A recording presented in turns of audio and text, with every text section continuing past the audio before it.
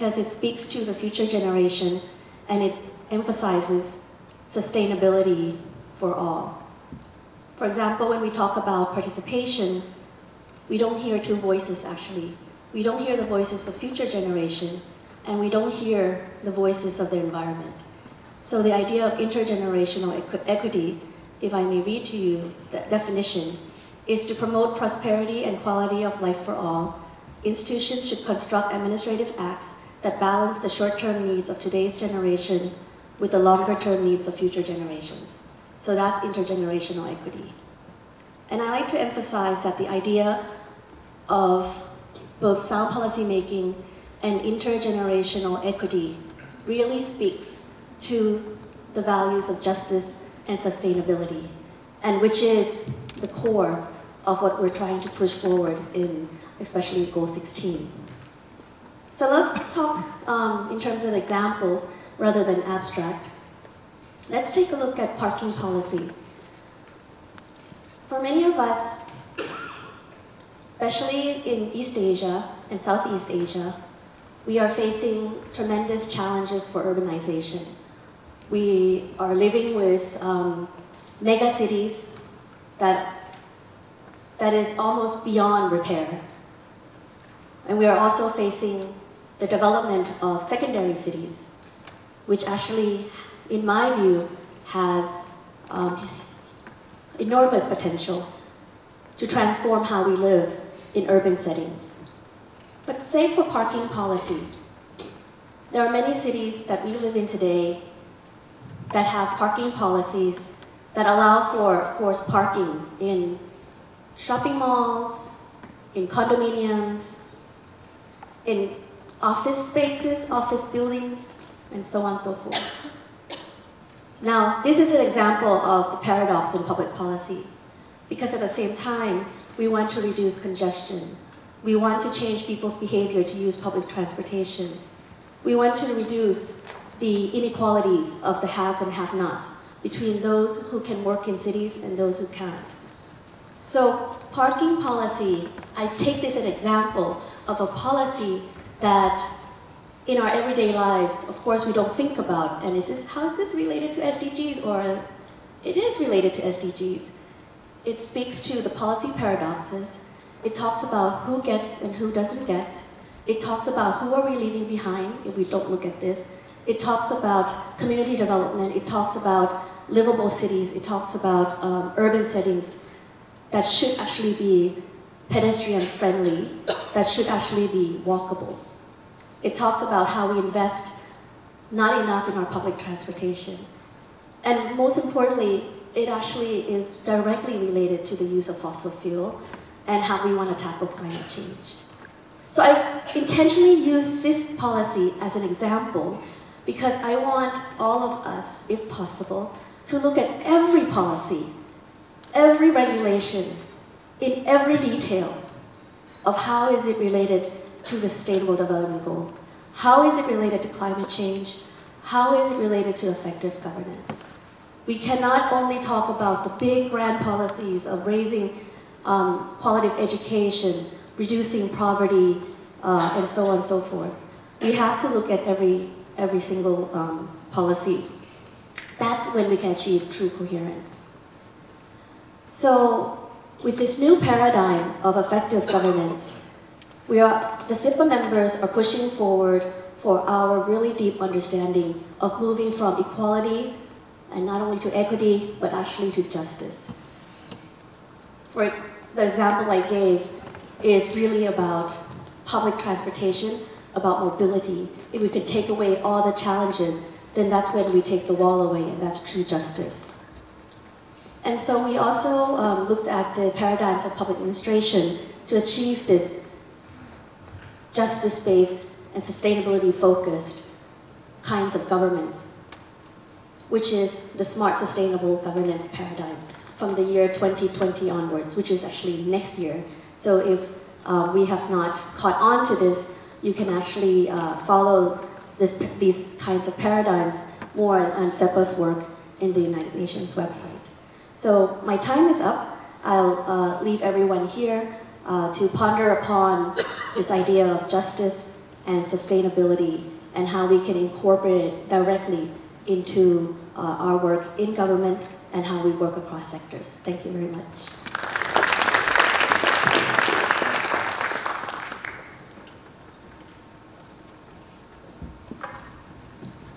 Thank you, Ms. Oron Pucharan. We have a second presentation, but before that, please keep on eyes on time management. You will have only 10 minutes time, but before 3 minutes, you will be given a notice. There are people sitting here in front of you, and we will take questions from audience after 2 presentations.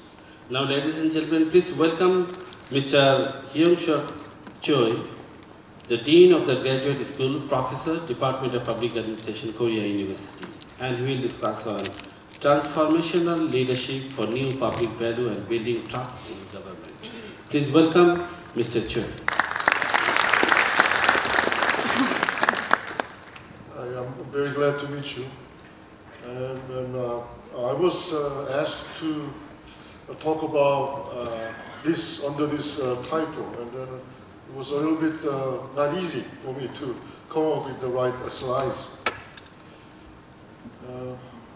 I hope I can make some points in 10 minutes. The importance of governance capacity, thus creation of public value. So we all know that governance is in the center of achieving SDGs. I remember when I was staying in the United States in 2001, at the time of 9/11, I was a visiting professor to Indiana University and did a workshop with Eleanor and Vincent Ostrom. Eleanor Ostrom, as you all know, she's a Nobel laureate. And then as 9/11 happened, a guy, the director of a think tank in Washington, D.C. came to our workshop. We had been doing workshop once a week throughout the semester. And then his point is that it was right after the 9/11. He came to our workshop and said the United States will be into Afghanistan again. And then he was afraid. Something they did, the Soviet Union did in the Afghanistan can be repeated. And then we had been failing all the time. But this time we know that we have to do the state building. Without it, there will be no way to be successful in Afghanistan. But anyway, the state building was such a hectic job. So, so governance and public value, creation of public value is very, very important in achieving SDGs, of course. And lack of trust, and then problem of ungovernability. It's rampant throughout the globe. Extreme corruptions, and then socio-economic polarization, as we see in some developing countries, and some states are failing because of those problems. In developed economies in Asia, we have, I should say, so-called frustrated democracy after democratization. Is reflected on the very, very low approval rating of top political leaders in South Korea, in Japan, in Taiwan, and others. We have been democratized, but their approval rating is very low. And then people's trust on government is also very low, which actually is conducive to ungovernability. Here I can be, because I don't have really much time, I try to skip some of the technicalities.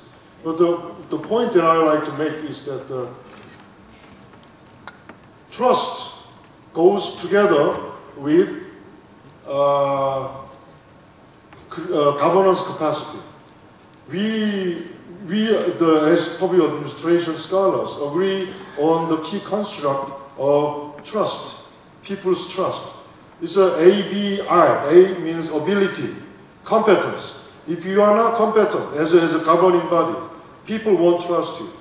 Second one, you have to be benevolent to citizens. And then integrity comes next. So those are three constructs for creating people's trust on government. So the point is that competence is one of the key ingredients for people's trust. So they go side by side. And public value, I'll skip this. When it comes to achieving SDGs, people, especially the experts like me, are very eager to mention that SDGs, achieving SDGs are it involves very wicked problems. Are they really wicked? I'm really challenging it. I'm challenging it for example, when it comes to the performance management in South Korea. What I'm saying is that some of the problems may be wicked, but not necessarily all the problems are wicked. Some of them are just big, meaning that it is just a matter of mobilization of people and leadership. So I have this. This is my creation, actually. There are some problems are wicked, but other problems are just big. So it's a matter of your will, leader's will. I'll also skip because I have 4 minutes by now. So, for example, needs for coordination. Some of them requires a lot of coordination of levels of government and then even the non-profit, for-profit organizations and citizens. But not every problems to achieve SDGs are not that wicked. Don't say that. And this is the point, actually. Some of them that I think that these are SDGs, and then I feel that it's not a matter of wickedness, but a matter of rather by and large, a matter of bigness. This is actually I published a couple of presentations and articles out of this. Then I'd like to point a couple. Okay, when I want to speak in truth to leadership, power, I wanted to say a couple of things. One is, are you solving correct problems? Here, one dimension is government behavior, output. The other one is outcome. There is the government behavior, government achievement is one thing. People's perception or people's feeling of happiness is another. In some countries, government think they are doing well, and then people also believe, okay, you are doing well. It is just a handful of countries. Usually maybe some advanced countries in Western Europe and Scandinavia. In some other countries, here, governments are not doing very well. They are not impartial. They are not very responsive. They are not very efficient. But people actually don't care. I put this, but I should say they are rather acquiescent because their economy is going well. They are becoming well-to-do. The per capita GDP goes up, so it doesn't matter. But the result will be this: transparent. There will be transparency problems, and then long-term disaster. In some countries, some wise leaders, they realize, okay, we have how much time do we have? We have to reform ourselves. Do I have 5 years? I actually felt that kind of atmosphere when I was I was the foreign expert to Chinese central government for 3 years. I felt that way. So and then something divergence between the perception of government and people's perception of government's performance is going on. That is at the key of problems of a lack of distrust the lack of trust in South Korea and Japan and some other developed economies. I'm the founding director of Institute of Governance Design. I still do research, something like this. I do surveys of public servants 2 times a year, survey of citizens 2 times a year. And then another one, is your method correct? Is your method correct? We are so obsessed with, for example, new public management based performance management, which is very eager to measure quantitatively as much as we can your performance. But it doesn't say that kind of performance management will lead to a creation of public value. Probably not. That's the result. This is based on the survey that I did last year. And this is related. Okay? And then I should say there is a performance gap to be filled. Performance gap meaning that normally you do performance management, which NPM really will prescribe that your performance measurement will be mostly for middle managers in the government, directors, director generals, not political appointees. But that creates oftentimes performance gap. These guys are doing well in terms of performance measurement, but problems are still there, not solved. That's so I created the acronym, performance gap. How do you feel that performance gap? That's our actually homework to do. I'll stop here. This is my university. Thank you. Thank you, Professor. Now it's time for question and answer session. I will invite questions from the audience for the 2 presentations that we have just heard about. The first one was whole of government issues, and the second was transformation and leadership and public value and trust. So please, anyone, we can take 2 questions from one question from. Yes. Thank you very much. So I have 2 questions for the Professor Choi. So the first question is about the new public value management. In developing countries like mine, we are still facing a huge challenge to implement the new public management. But here you mentioned that we need to move towards the new public value management. So I don't understand how can we do, because we are still facing a difficulty to implement the new public management. So for the second question is about fragile states.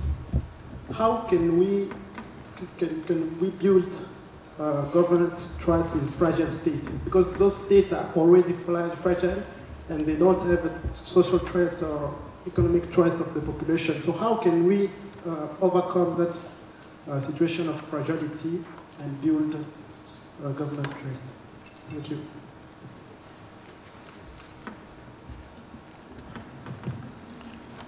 Thank you. Those are such nice questions. The NPM, I should mention that it has been creating a lot of good points, and then it has been creating some good platform for government reform in South Korea as well. And then we used to do, the government used to be a body just to execute law. Instead, so NPM, it was NPM that leads us to do a performance management. But NPM is rather based on silo model. It's a top-down cascade.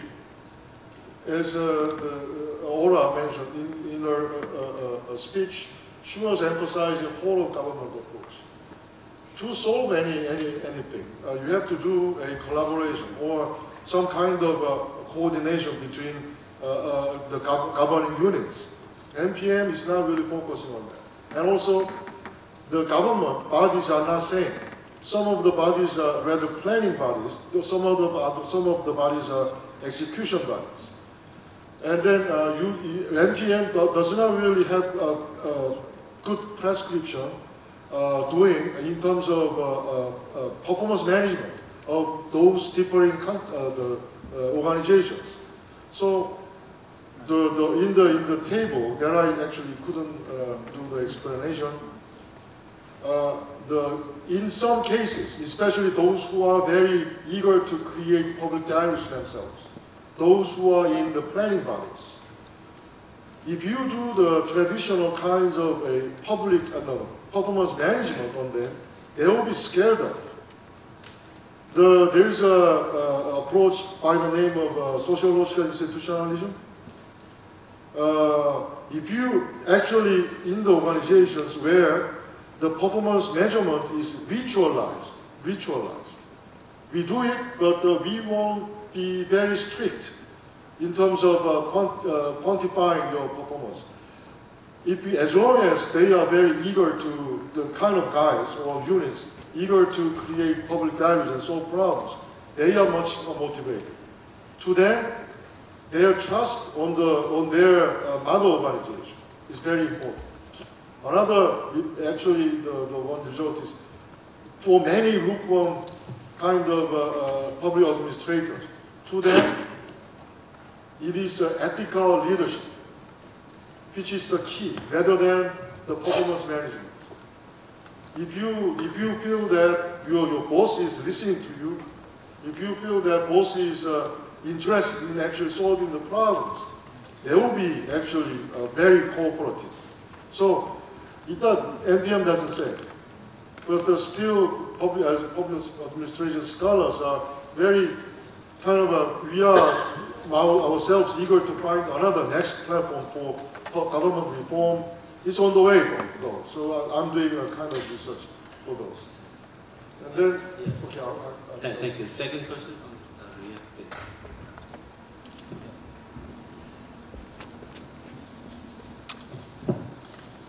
Hello, I have a question to Mrs. Ora on the parking policy. Actually, sustainable transport is one of the key issues, a very cross-cutting SDG goal.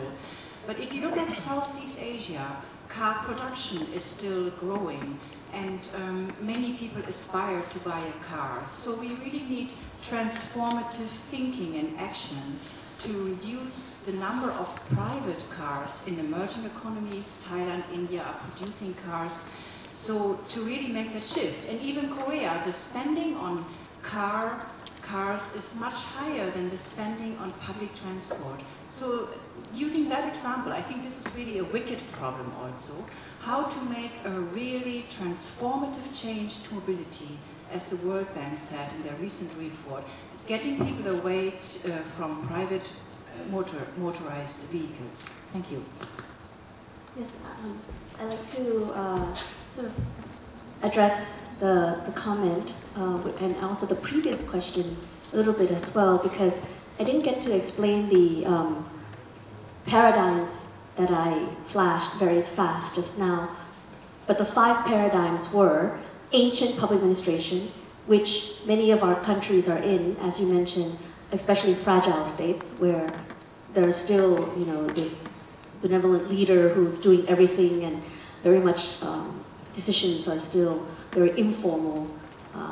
So ancient public administration, and then traditional public administration, where the law and the bureaucracy takes hold in terms of the goals. And then there's new public management, which we've discussed. We looked at efficiency, looked at performance-based management. And then we have the collaborative governance or value-based governance, where we're looking at social capital, relationships, networks, collaboration, and so on. What I argued was there's a 5th one, which is smart, sustainable governance, where we explicitly put justice and sustainability at the forefront of the goals of all government actions and policies.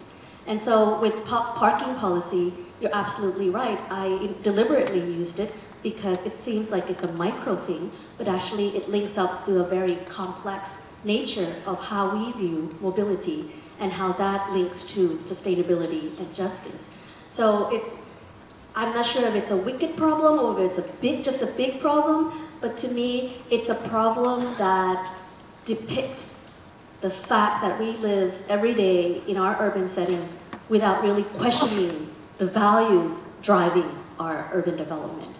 And I hope with more discussions in moving forward into the smart sustainable governance paradigm, we will be focusing on these values and then questioning who gets what, where, and how, both not the short term, but also the long term. Thank you for your comment. Thank you. This is the end of this question and answer session. Thank you very much. Yes, you can take your seats here. Now we will move on to our next presentation, country presentation. Now we'd like to invite Mr. Eka Chandra Bhuwana, Director for Macro Planning and Statistical Analysis, Ministry of National Development Planning, Indonesia. And he'll be presenting on Indonesia's integrated e-planning and e-budgeting system. Please welcome Mr. Eka Chandra Bhuwana.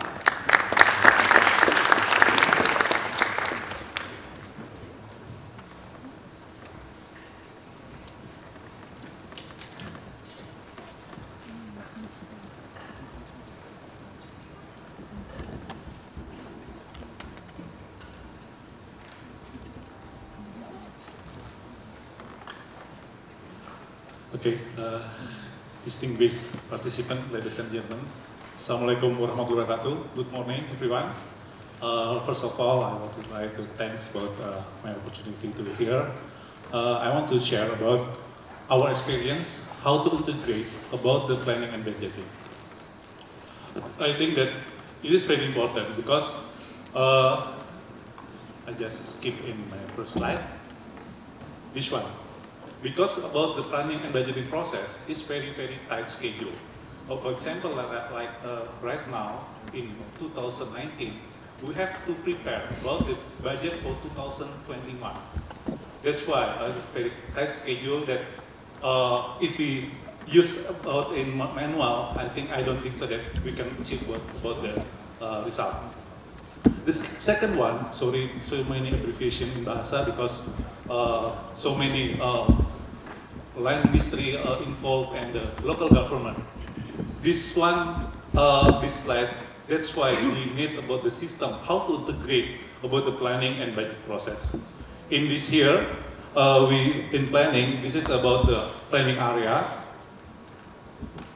This one, and this is a budget area is responsible for Ministry of Finance. And this one, this is a central government and local government. And since 2001, we have a policy about decentralization fiscal for the to the local government. That's why we have to integrate all this planning and budgeting both in central and the local government. Related, why should we use the system? First about, we have the same challenges. First about 5 minutes left, wow. So many. First about, we have a deviation about the process and result of planning budget implementation. For example, we have experience. We have built a dam, but if you look at the irrigation for the agriculture, there is no irrigation. Why? Because the dam is responsible for the central government. And the dam is local government. That's the one about the challenges that we have found about that. If we don't integrate planning and budgeting. The second one about this one, information about the priority. Since we have a decentralization era, we have a priority from the national, and the second one priority from the local government, because local government is now we have a direct election for governor and the mayor. That's why we have they have vision and they have their own vision and mission that to the region. The second one about the existing system cannot meet the user needs. We now try to so many systems in Indonesia before we integrate it. First about the budget, the second one about performance indicators. So how we evaluate and monitor about the performance indicators. That's why we need a system. This is illustration before. We use KL is line ministries. This is we have the application sent to the planning in Bapenas. The second one, we have a budget system plan who responsibility in the Ministry of Finance. After that, we want to one system that included both of planning and budgeting. How the system works? So we have an integrated system. We call it in Krishna. This is in Bahasa. This is almost like an Indian word, Krishna. This is the integrated application system, planning, budgeting, and performance information. This includes the Ministry of Finance, Ministry of State Administrative and Bureaucratic Reform, and the Ministry of National Development in Bapenas. We hope that this integrated, have a good result. We have some stages to build the system. First about the Krishna 1.0. This is just the feature is line ministry work plan. We call it the ranger. How we do in that in the period. First about we have to mapping about the program, activities, indicators, out of the funding indication. The second one about the coordination with ministries of finance related to mapping the work plan and target. So we have some difficulties how to map about the planning that we have planned to the budget. For example, about the something in SDGs. Maybe in the budget we found about the building like a, for example, hospital or something like that. That we have to map about that. The second one about the develop the Krishna 2.0. In this feature, plus we have to put in the government annual work plan. This is a priority. In this, we have some priority that we have planned. 3 minutes left. Okay, thank you. And the second one about put in the local government related to the special allocation fund. And we have a SLARAS. This is a system related to in local government. The key change is about how to synchronize with the central and local government. So in this item, we still in line ministries. And the second stage is we try to synchronize with local government. And the Krishna 3.0 is related to how to put into the national medium-term development plan. This is a 5-year plan. And based on the 5-year plan, in the line ministries, they have a 5-year strategy plan for each line ministries. And the pork barrel. You know, pork barrel is something like we call it in Indonesia, optimization fund in the parliament. So if the parliament have the intention to add priority or something like that, we have we provide the space in the system. The second one about the next is the project. We have a project because we not only talk about the plan, but we have to know about how to implement in the project. Related to foreign grant or loan and work about the costing, we have to put in here. This is about the data structure. I think this is the most important thing if you want to build a system. The system, if you want to like a web-based or something like that, I think it's very easy. But the most important is how to look at that map. You have to look at the mapping all the factor that or something like that to that integrated to you want to integrate. So this is the vision and mission about our president that have we have the strategic target. This is from the line ministries, and line ministries have the program activity. For example, if you want to in the program is 1 minute left. Yes, program is we want to good connectivity between economic zone. This is the program. The activity is building the road and how many kilometers the target about the road. And if you want to build a road, of course, you have to make a study about how about the content about the road or something like that. And the last about the location. Location, this is the we have to put on in the system. This is the SDGs. I think I don't have time to explain this. This is the next step that we want to explain. I've talked before that we still improving our system. Not only, oh, this is have the Krishna 3.0 now, but still improving. What we want to improve? First, about we still have the lag between planning and budgeting related about the costing. Yes. The second one, we want to link planning and budgeting to the performance indicators. That's why the thing that we want to improve to the next version of our system. Thank you very much.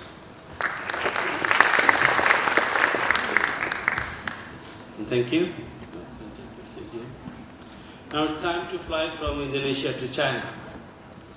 So our next presenter, Mr. Zhu Feng Zhu, Professor and Associate Dean, School of Public Policy and Management, and Executive Director of the Institute for Sustainable Development Goals, Tsinghua University, China. Please welcome Mr. Zhu Feng Zhu, and he will be presenting on transforming public administration for effective governance, the Chinese experience. Please welcome Mr. Zhu.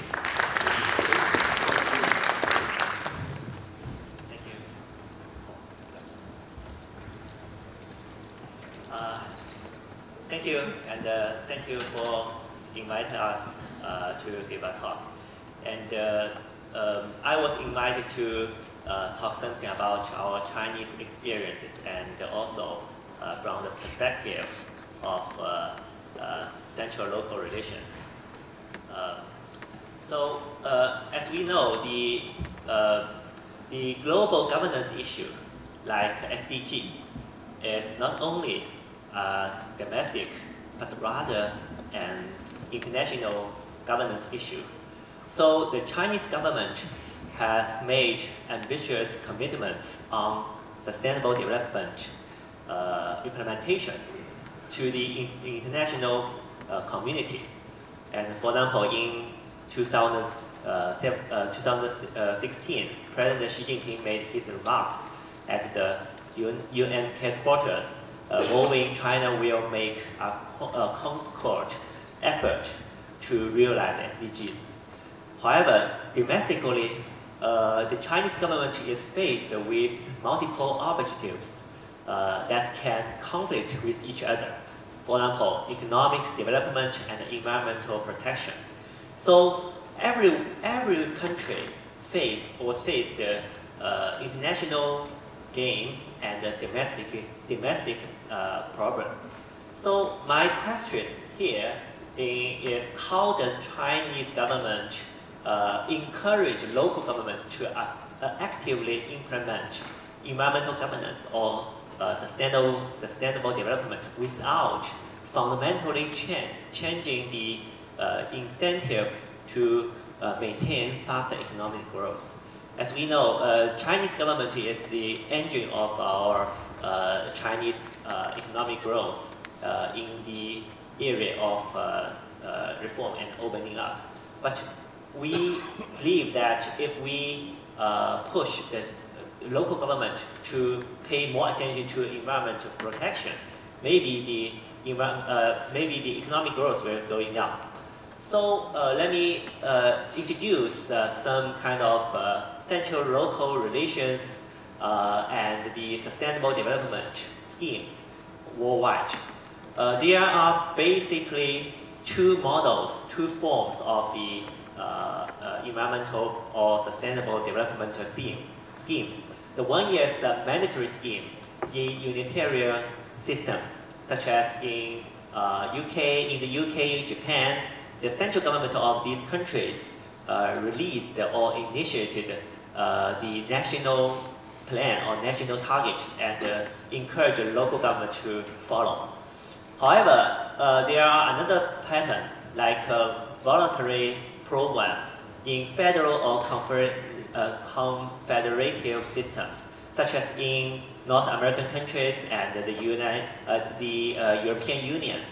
Actually, the sovereignty countries under the European Unions or states under the federal American, actually the local government voluntarily propose their own programs. However, in China, actually China is a unitary system, but there are a lot of large local variations. So the Chinese government actually proposed a new pattern, like a competitive regional pilot scheme. So what's the competitive regional pilot scheme? As we call it, this is a distinctive strategy for sustainable development in China. The central government determines national goals and set the national regional sustainable pilot scheme and dominates the process of the selection of pilot areas and provides fosterages and assignments targets in specific areas to help pilot areas to achieve their sustainable development goals. And the central government select the sites based on various factors, including accessible resources, regional conditions and previous achievements. For local governments, they apply to the central government and compete with each other to become a sustainable pilot area, one of the sustainable pilot areas, and invite experts to guide the local governments to draft their sustainable plans. And these schedules will then implemented through innovative policy instruments such as tax incentives, technology promotion, and funding provision. So we calculate and collect data between 2000 and 2018. There have been not 20, not 200, but 2,000 national level pilot scheme related with sustainable development goals in China. So this is a huge amount of national pilot schemes. And also we can allocate every pilot scheme into the SDGs, 17 SDGs. Therefore, we can see this distribution of the different pilot schemes can be allocated in the 17 goals. So let's talk about some typical cases. The first is the National Sustainable Development Experimental Zone. Since 1986, almost over 30 years ago. And also low carbon province and city pilot, circular economy pilot scheme, and ecological civilization pilot scheme, green low carbon key small towns demonstration scheme, and also the most recently the China's innovation demonstration zone for the implementation of the 2030 agenda for SDGs.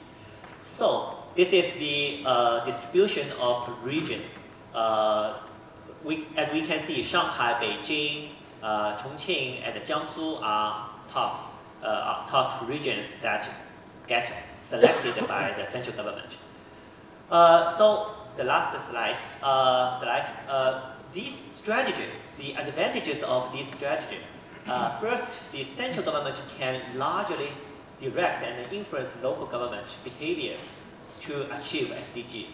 The second is the strategy revolves the problem of incentive strategies for local officials who are resistant for SDGs without fundamentally changing the incentive to maintain economic growth. As we know, certain local government successful application to regional pilots is an important performance for local officials for themselves. The third is the strategy considers the local, regional conditions and the previous achievements of localities. Actually, therefore, these select, because China has a larger regional variations, so not the central government cannot just release a policy and then let the local government to do. Final advantage is expansion of the pilot schemes. For example, the first round and the third round and the third round. The expansion of the pilot scheme can promote the diffusion of innovative regional practices at a national level. That's all my presentation. Thank you.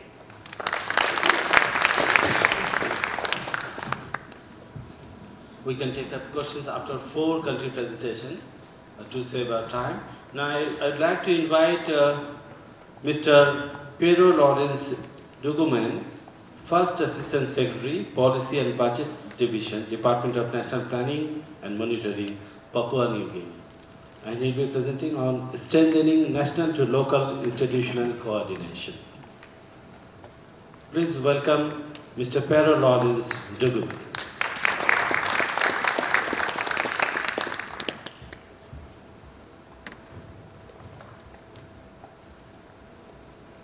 Thank you. I will briefly give you our work on SDG.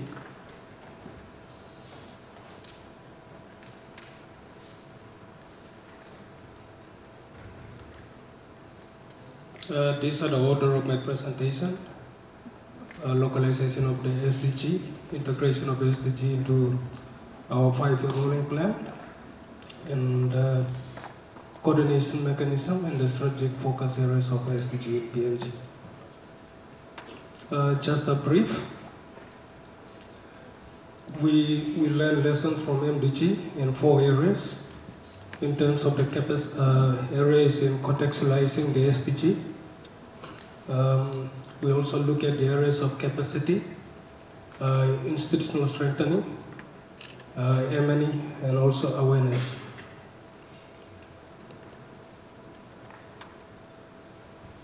So what we did was, in terms of the localization, you will see from your left here, we quickly, after the initial announcement, we contextualize those SDG indicators to our context. So there are 200 plus, but we contextualize it to 46 indicators. So you will look at the right-hand side is, these are the cascading logics of how we look at the integration. So up there on top is Vision 2050. PNG want to be the middle-income country by 2030. That's our vision. MTDP3 is the current, it's the 5-year rolling plan, investment plan for government. And we have sector and provincial plans, they're also aligned to it. And we have also development partners, and then the budget and resourcing part comes in.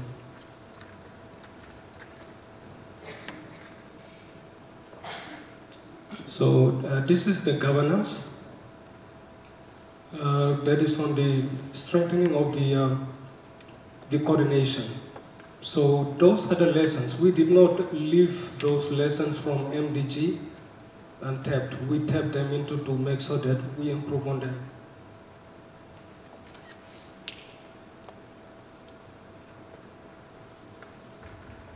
You will see is that NEC is the political level. CACC is the heads of agencies.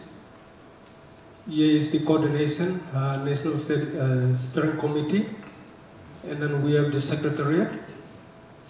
Here on the side, we have statistics. It's a coordination unit, and you have the rep from donor partners and also. So you look at, they're not really clear.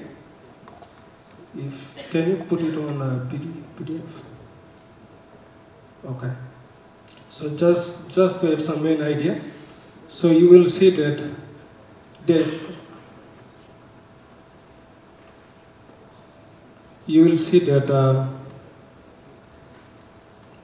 there are 8 green circles. In terms of making our coordination work, in terms of the plan, we plan them into 8 key results areas. So we identify those key strategic lead implementation agencies. So they lead, but in there we have strategic representations. So we have planning as core in it, the lead implementing agency, ESCO, NSO, donor partners, private sector, CSOs, they are also there in different sectors. So we try to customize the thinking of the SDG of the 46 indicators into our plan. So you will see that in terms of understanding it and ownership and driving it, we make it more simpler for them to understand. So in terms of the province, we also have rep in all those 8 KRAs. And but it is coordinated. I think some of you would understand. In our country, we say department or provincial or local level. So we strategically add that as a lead, and it coordinates all that happens in terms of the recurrent operation activities. When it comes to budgeting, that's where they coordinate at that sub-national down to district. But we also piggyback with them in terms of the capital investment development. So we don't encroach on the law, but we write through the policy. So this is the idea. So we create a policy linkage, coherence, and then we have the idea, not just the law, but looking at what is the outcome that all of us want to work together to achieve. So let me not leave the other points. I think they are not really clear. In terms of, would like to, with the CSO, would like to give prominence to those, the leaving no one behind, disabilities, women, and so forth, all these groupings. So you will obviously see that I think that's it on the governance, but then we have devised specific terms of reference for it, so we have clear demarcation of what the roles are. So going forward, our strategic area of interest of the SDG in country is commitment from the stakeholders in terms of the business process. So you will see that the governance, we have the SDG big goal 16 governance, but for the coordination, we say we should have a kind of a small governance as well. So we keep everybody glued together.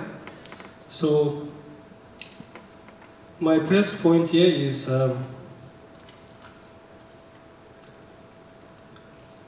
it's not just indicators. So in terms of the governance, we have to look at the system, the process, the capacity. So the heart of you getting the result is the coordination. If you can have your view around, the defense. If they want to be winning on the field, they have to plan better. So the heart of it is the coordination. My second point here is the innovative ways to scale up. I think through this learning year, interactions, we can all co-create.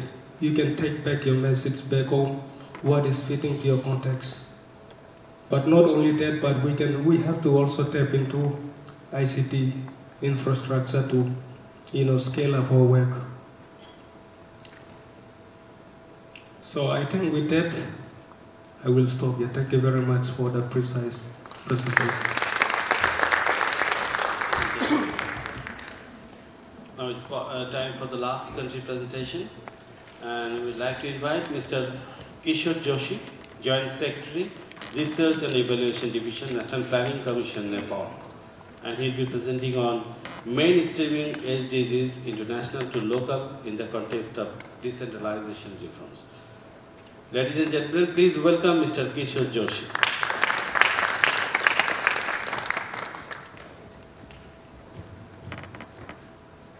Thank you. Namaste. Good morning, ladies and gentlemen.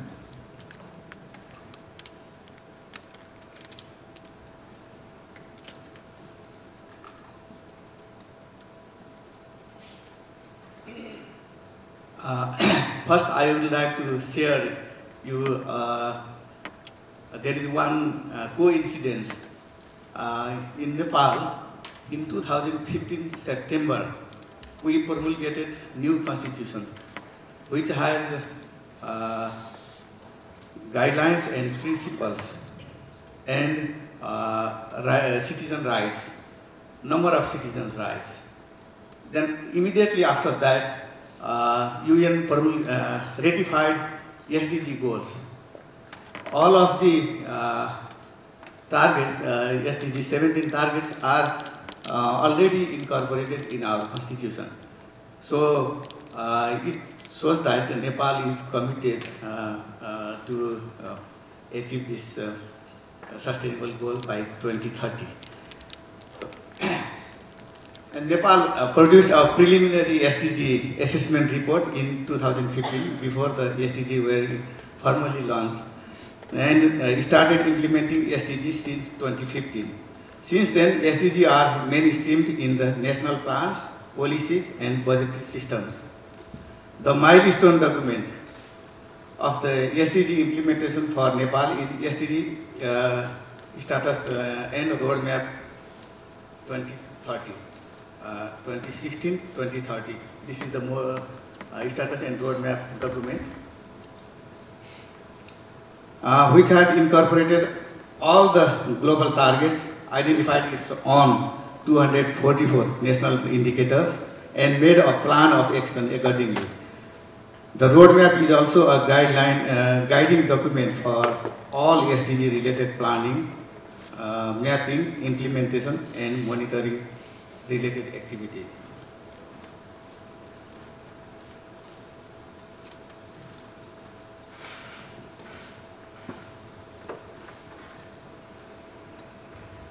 For implementing SDG, the institutional mechanism consists of a high-level committee chaired by PM, implementation and coordination committee chaired by Vice Chairman of National Planning Commission.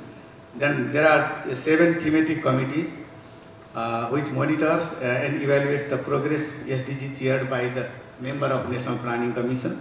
And there is another institution that is a parliamentary committee on SDG and good governance to monitor SDG implementation and facilitate legal arrangements.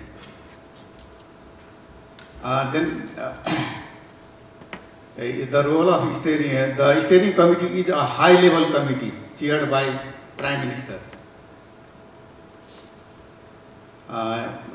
And it basically works for creating a conducive environment for the effective implementation of the 2030 agenda at national level. And then Implementation and Coordination Committee is responsible for guiding the ministries on mainstreaming the SDG into national, provincial, and local plans, arranging financial, human, and technical resources by mobilizing internal and external resources, and coordinating between the public and private sectors, civil society, and development partners. It provides oversight for SDG coordination and provides direction and guidance for incorporating SDG into government plans, policies, and budget, chaired by the Vice Chairman of National Planning Commission. Then the thematic committee, the 7th thematic committee, regularly organizes meeting with the related line ministries and relevant stakeholders for effective coordination. It looks after areas such as identification of need, making an amendment of plan and policies related to SDG, and for monitoring the progress of the related sector. Every thematic committee are chaired by the member of National Planning Commission.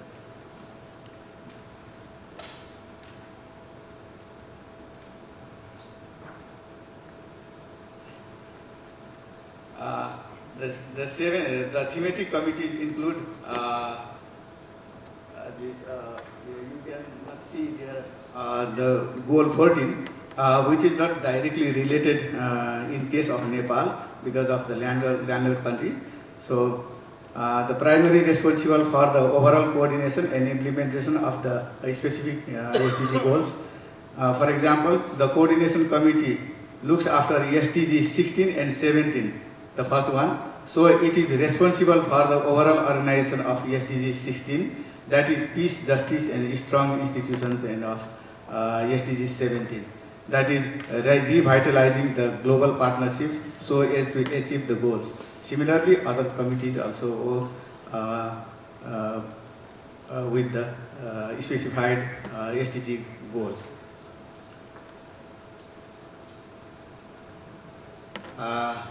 The policy document, we have a SDG status and roadmap report, and then 15th plan, SDG is incorporated in plan document, result framework incorporated in most of the SDG indicators, then ministry level planning and monitoring sections incorporate in their yearly plan and coordinate with ministries. About 244 SDG indicators are incorporated in the draft of 15th plan result framework. The ministries has incorporated the respective SDGs in their ministerial annual development program. There is provision of SDG coding in the plans, midterm expenditure framework, and annual development program and budget. Talking about the sub-national level, for the guidelines for the periodic planning at the provincial and local level focus on incorporating the SDG in their plans. Monitoring and evaluation guidelines for the provincial level includes the framework for SDG monitoring as well. Data are produced, generated at the provincial and local level through various surveys such as Nepal Living Standard Survey, Nepal Demographic Health Survey, Nepal Labor Force Survey, National Multi-Indicator Cluster Survey, Census Economic Survey, and Management Information System, etc. Then a separate dashboard for the SDG sub-national indicators on the NPC website. National data profile to play a key role in the monitoring of SDGs. Regular training are provided for the advocacy and mainstreaming of SDGs at the sub-national levels.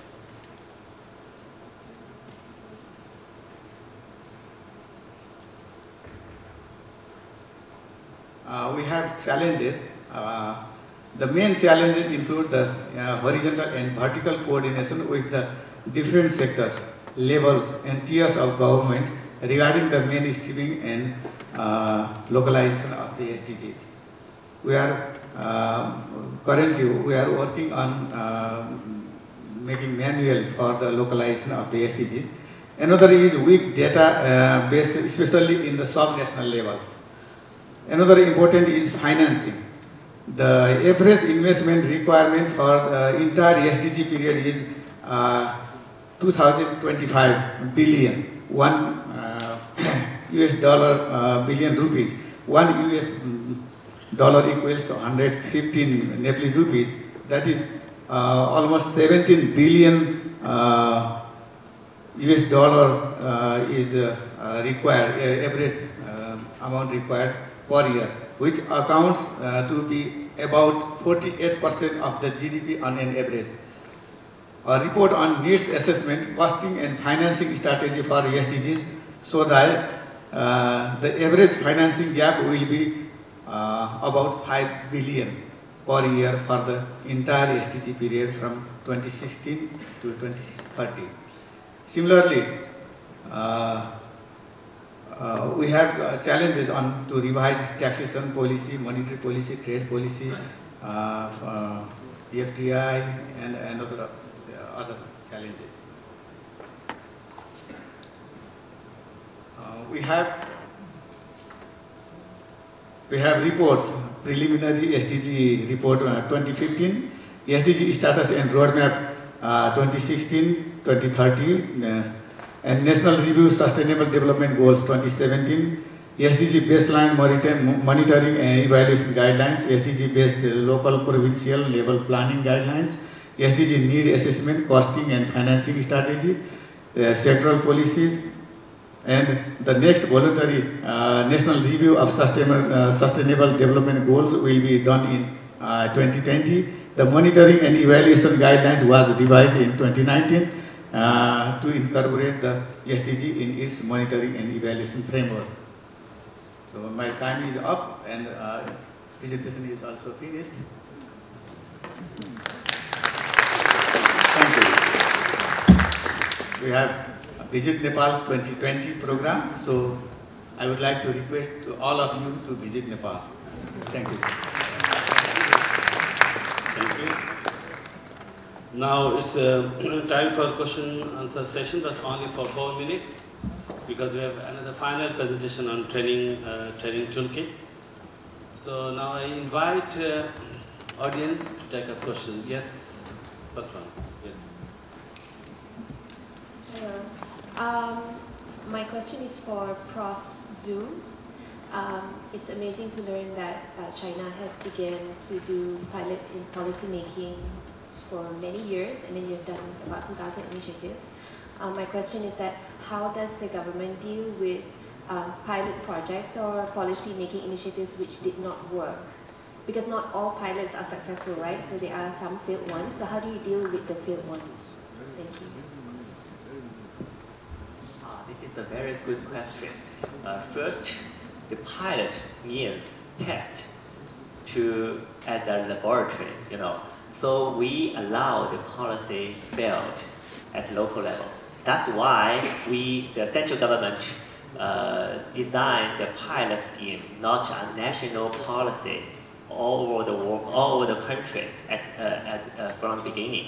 So actually, many policy after evaluation, they feel that the policy is not very successful. So they just shut down the expansion of the policy pilot. And then after several years ago, after several years later, maybe this pilot was forgotten by people, by the government. That's the thing. Yeah, maybe this is the most simplest answer to your question. Thank you. Any questions from audience? I have a question from Indonesian experience. So you talked about the role of different ministries in e-planning and e-budget. Are there any roles by the other development partners or agencies in this context? Thank you, Mr. Moderator. So for the development partners, has put the objective from the medium or annual plan. So if they want to have or something, give a project to Indonesia, they have to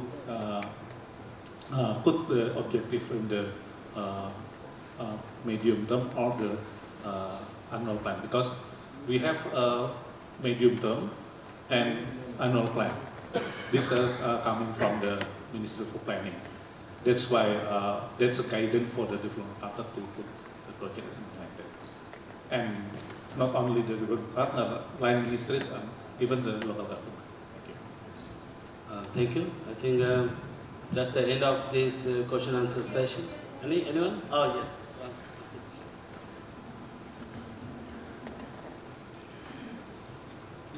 Hello. I have another question for Mr. Buana. I wanted to know what are some of the challenges that you faced when you were implementing the e-budgeting and e-planning system, because you had to coordinate so many different agencies. Thank you. The coordination is the key. Coordination is very, very simple word, but it's very, very difficult to implement, because, for example, for the central government and the local government has their own vision, because we starting general election for the governor and the mayor in the local government. That's why the most difficult is how to connect it or synchronize between the central and the local. This is for the central and local. For the central government, even though each ministry have their own priorities, that's why it needs one like a division to synchronize all the sector and all the level of the government. It's mean in Bappenas. That's why when we develop about the system, we cannot get. We have to put all the government or government institution in the system, but we have the milestones. That's why there's a first about okay. Now we start in the local in the central government first. After the central government done, starting how to synchronize the local government. After that, try to another challenges. That's why we make like a milestones. We know that it's very it's not easy, but we have to do that if we want to good integrated planning and budgeting. Thank you. Thank you. I think, ladies and gentlemen, please thank all our 4 presenters for the country presentations. Now we'll move on. Thank you very much. Yeah. And now we move on to our last session, and please invite Ms. Sara Castro Holgren, Program Expert, UNPOC, and Ms. Jinaida Fadiva, Professor and Adjunct Research Fellow, United Nations University Institute of Advanced Studies, to conduct the session on Overview of Training Toolkit on Strengthening Institutional Effectiveness and National to Local Public Governance. Please welcome Ms. Sara and Ms. Jinaida.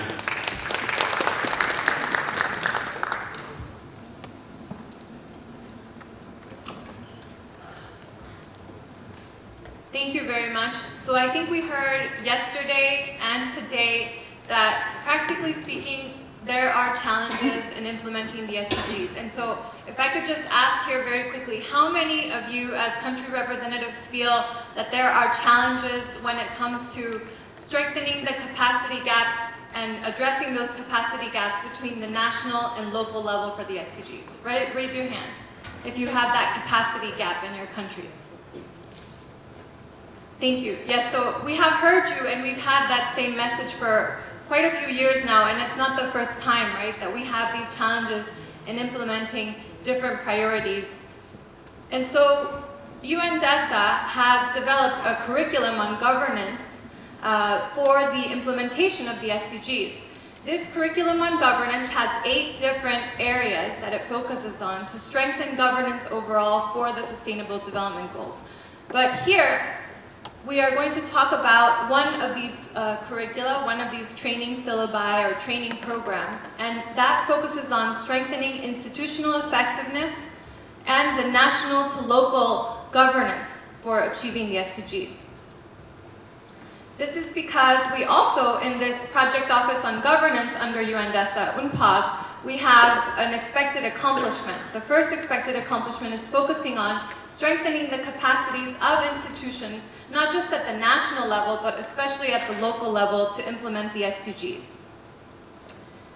And in addition, we had a symposium just like this one here 2 years ago, and especially at that symposium, we had specific sessions where countries called for, some of you were here then 2 years ago, and the countries called for addressing this capacity gap. So that's where it comes from, the country requests we received already then. And then again, it was reinforced during the Public Service Forum last year, where we addressed this issue again. In addition, DESA has published the World Public Sector Report 2018, where again we heard a call to close those national to local capacity gaps to ensure that we have better capacity development for local governments and address issues like vertical integration to effectively implement the SDGs. And some of you heard yesterday in Mr. Chung's opening remarks, and again from the DESA USG Undersecretary General Liu, who mentioned that we need a sense of urgency, we need it to focus on accelerators. During the SDG Summit in September, when heads of state came together, this issue was addressed and they adopted a political declaration. What are the 10 accelerators to really implement the SDGs quickly and effectively in the next 10 years? Well, we know that one of those accelerators that was agreed upon by member states in the political declaration is to strengthen local action, empower local authorities to implement and realize the SDGs. So investing in closing that capacity gap is what we are doing with this toolkit. So with this, I will hand it over to Professor Fadiva, who is the one that is designing this toolkit in consultation with the member states here today. Thank you. She will explain. We do share the stage with, at least conceptually and aspirationally, with future generation. And we are sorry that some of the young colleagues left us for the session and joined another one. But that note there is to remind us, or to inform you at this moment, that in the process of the toolkit preparation, we piloted some of the module, particularly with younger students at the undergraduate and graduate level, getting on board their wishes in orientation. It doesn't mean simplification. It actually added sophistication and longer-term perspective. So my job is very simple and very short. I'm going to emphasize about 3 or 4 points which make this training material special. Number one is, well, it does respond to the requests of many countries, which have been documented in the course of several consultations conducted by UN DESA, as well as from various other sources. The next,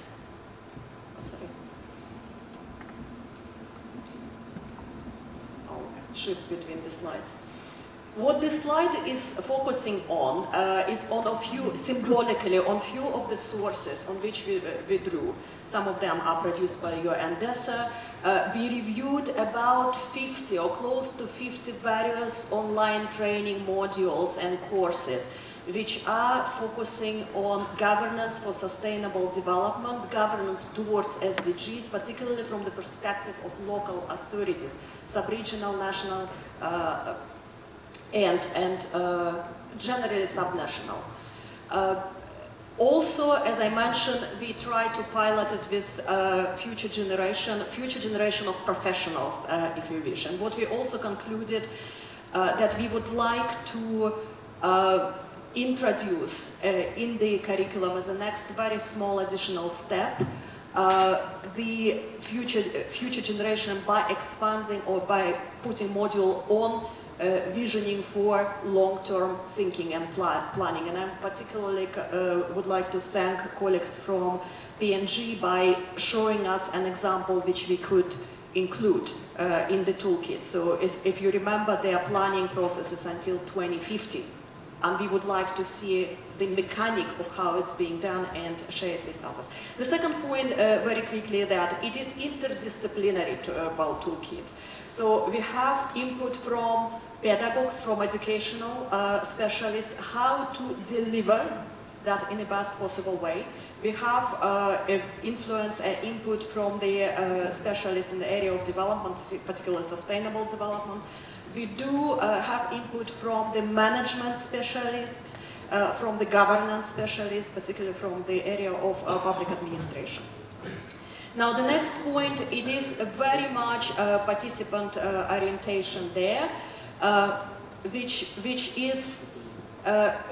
would relate to any of the group which we are picking up, and it could be particularly schools of public administration and local government academies, as well as any entities which in the context of your countries do train the future governing professionals for the public institutions.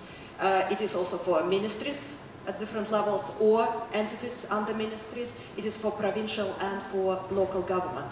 The point which I already mentioned and which is extremely important, it is very flexible toolkit. So what you see now here is 5 modules you can see it corresponds to some of the wishes of which countries expressed. There are modules on financing, there are modules on governance, there are modules on management and implementation, there are elements of public engagement, etc., etc.